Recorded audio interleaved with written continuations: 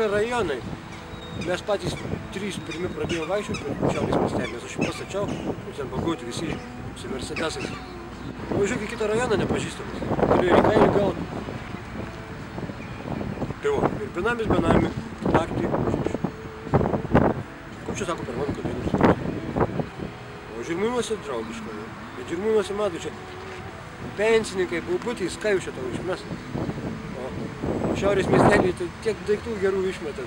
Laikrodžių, vakar laikrodžių radau. Taip, žinau, kiek valandų. Telefonai veikiantys. O kiek žmonės išmeta, net būna rūkyti kumpiai, kitos dešros išpakuoti.